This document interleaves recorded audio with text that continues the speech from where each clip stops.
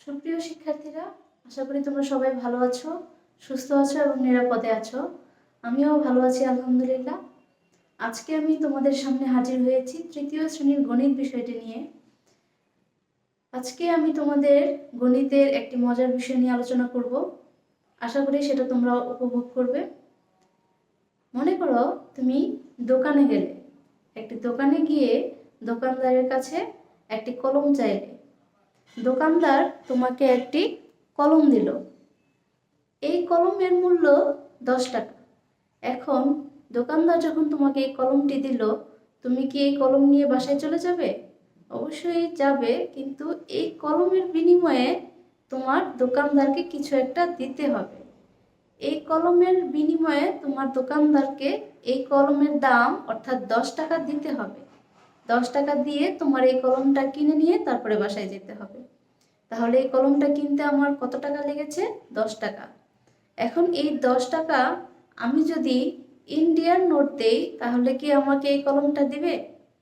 অবশ্যই তোমাকে বাংলাদেশের 10 টাকার একটি নোট দোকানদারকে দিতে হবে, যার বিনিময়ে দোকানদার তোমাকে এই কলমটি দিয়ে দিবে। তাহলে তোমরা খুব সহজেই বুঝতে পারছো আজকে আমাদের পাঠ্য বিষয় কি। আজকে আমাদের পাঠ্য বিষয় হচ্ছে বাংলাদেশি মুদ্রা ও নোট। তোমরা সবাই তোমাদের খাতার উপরে বিষয়টা লিখে নাও, বাংলাদেশি মুদ্রা ও নোট।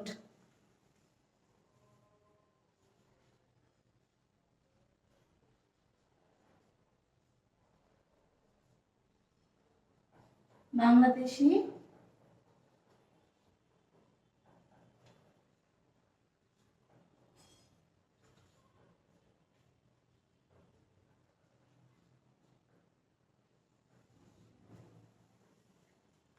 বাংলাদেশি মুদ্রা ও নোট। আজকে আমরা এর পরিচিতি দেখব। বাংলাদেশে কতগুলো মুদ্রা এবং নোট প্রচলিত আছে, তার পাশাপাশি কোন নোটগুলো এখন আর প্রচলিত নয় সেগুলো আমরা কিছু দেখে নেব। মুদ্রা এবং নোট এগুলোর যখন আমরা যোগ শিখব, এই যোগগুলো শেখার আগে আমাদের মাথায় একটি সূত্র মনে রাখতে হবে বা একটা কথা সবসময় মনে রাখতে হবে। সেটা আমি লিখে দিচ্ছি, তোমরাও খাতায় লিখে নাও। সেটা হচ্ছে, সব সময় মনে রাখবে 1 টাকা সমান 100 পয়সা। যদি তোমরা এই লাইনটা মনে রাখতে পারো বা এই কথাটা মনে রাখতে পারো, তোমাদের হিসাব করতে খুবই সহজ হবে। তাহলে আমি কি বলেছি? 1 টাকা সমান সমান 100 পয়সা। তার মানে 1 পয়সা 1 পয়সা করে যখনই 100টা পয়সা হবে, তখন সেটা হবে আমাদের 1 টাকা সমমূল্যের।